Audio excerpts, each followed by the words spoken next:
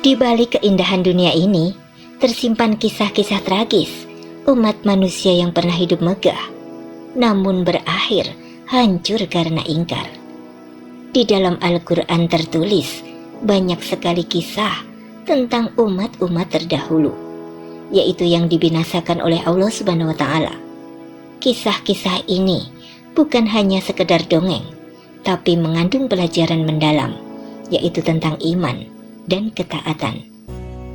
Marilah kita pahami dan renungkan bersama. Inilah kisah-kisah umat manusia yang tertulis di dalam Al-Quran, yang dibinasakan karena mereka ingkar.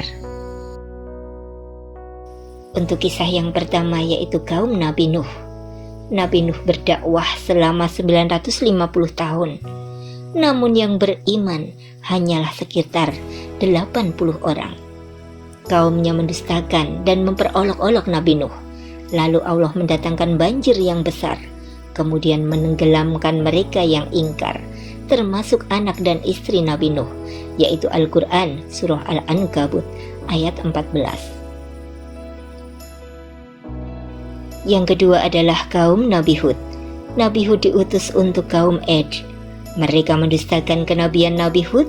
Allah lalu mendatangkan angin yang dahsyat, disertai dengan bunyi guruh yang menggelegar hingga mereka tertimbun pasir dan akhirnya binasa, yaitu Al-Quran Surat At-Taubah ayat 70, Al-Qamar ayat 18, Fussilat ayat 13, An-Najm ayat 50, dan Qaf ayat 13.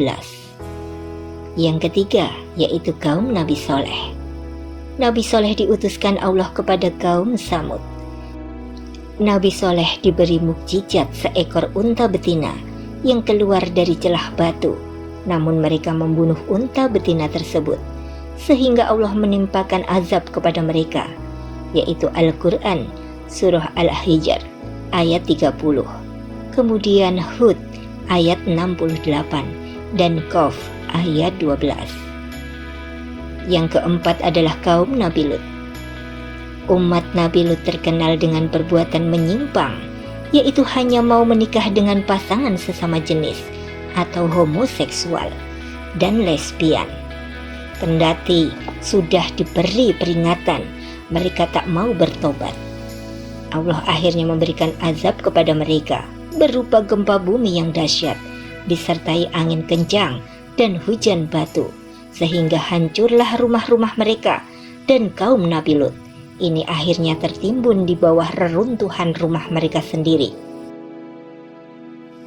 yaitu Al-Quran Surah Asy-Syura ayat 160 dan An-Naml ayat 54, Al-Hijr ayat 67 dan Al-Furqan ayat 30 serta Qaf ayat 12. Yang kelima yaitu kaum Nabi Syuaib. Nabi Syuaib diutuskan kepada kaum Madyan. Kaum Madyan ini dihancurkan oleh Allah karena mereka suka melakukan penipuan dan kecurangan dalam perdagangan. Bila membeli mereka meminta dilebihkan, dan bila menjual selalu mengurangi. Allah pun menghazab mereka berupa hawa panas yang teramat sangat, kendati mereka berlindung di tempat yang teduh. Hal itu tak mampu melepaskan rasa panas. Akhirnya mereka binasa, yaitu Al-Quran Surah At-Taubah ayat 70, Al-Hijr ayat 78, Toha ayat 40, dan Al-Hajj ayat 44. Selain pada kaum Madyan, Nabi Syuaib juga diutus kepada penduduk Aikah. Mereka menyembah padang tanah yang pepohonannya sangat rimbun. Kaum ini menurut sebagian ahli tafsir disebut pula dengan penyembah hutan lebat atau Aikah, yaitu Al-Quran Surah Al-Hijr ayat 78, Asy-Syura ayat 176, kemudian Syad ayat 13 dan Qaf ayat 14. Dan yang keenam adalah kisah Fir'aun. Kaum Bani Israel sering ditindas oleh Fir'aun. Allah mengutus Nabi Musa dan Harun untuk memperingatkan Fir'aun akan azab Allah. Namun Fir'aun malah mengaku sebagai Tuhan. ia akhirnya tewas di Laut Merah dan jasadnya berhasil diselamatkan.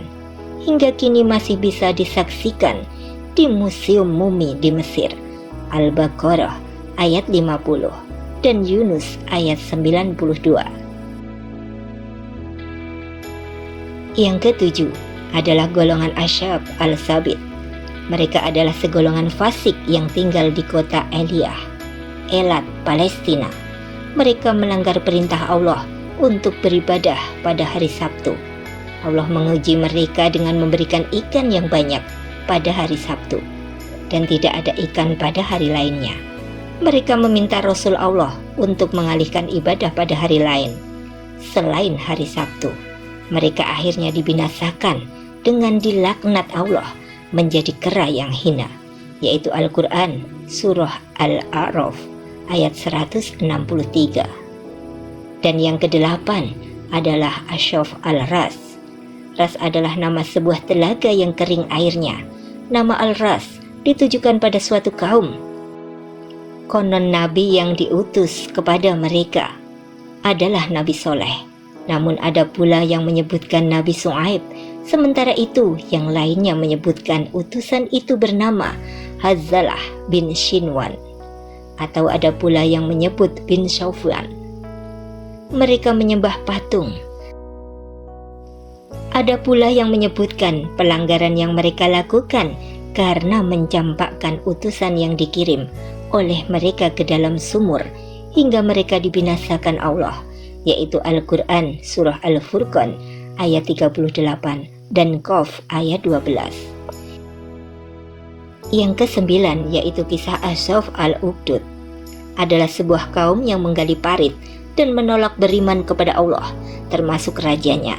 Sementara itu sekelompok orang yang beriman diceburkan ke dalam parit yang telah dibakar, termasuk seorang wanita yang tengah menggendong seorang bayi mereka, dikutuk oleh Allah Subhanahu wa Ta'ala, yaitu Al-Quran Surah Al-Buruz ayat 4-9.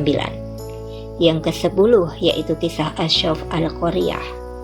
Menurut sebagian ahli tafsir, Ashaf al-Qaryah atau suatu negeri adalah penduduk Antakiyah. Mereka mendustakan rasul-rasul yang diutus kepada mereka. Allah membinasakan mereka dengan sebuah suara yang sangat keras, yaitu Al-Quran Surah Yasin ayat 13. Kemudian yang ke-11 yaitu kaum Tuba. Tuba adalah nama seorang raja bangsa Himyar yang beriman. Namun kaumnya sangat ingkar kepada Allah hingga melampaui batas. Maka Allah menimpakan azab kepada mereka hingga binasa. Peradaban mereka sangat maju. Salah satunya adalah bendungan air, yaitu Al-Quran Surah Adukan ayat 37. Yang ke-12 yaitu kaum Sabah. Mereka diberi berbagai kenikmatan berupa kebun-kebun yang ditumbuhi pepohonan untuk kemakmuran rakyat Sabah.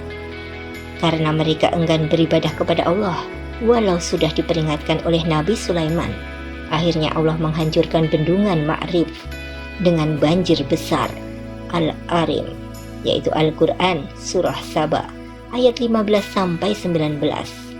Sampaikanlah kisah-kisah untuk dijadikan ibrah atau pelajaran.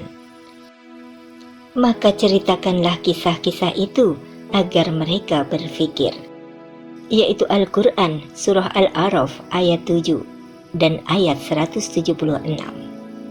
Sungguh telah berlalu sebelum kamu sunnah-sunnah Allah, karena itu berjalanlah kamu ke segenap penjuru bumi dan perhatikanlah bagaimana kesudahan orang-orang mendustakan rasul-rasul, yaitu Al-Quran Surah Ali Imran ayat 137.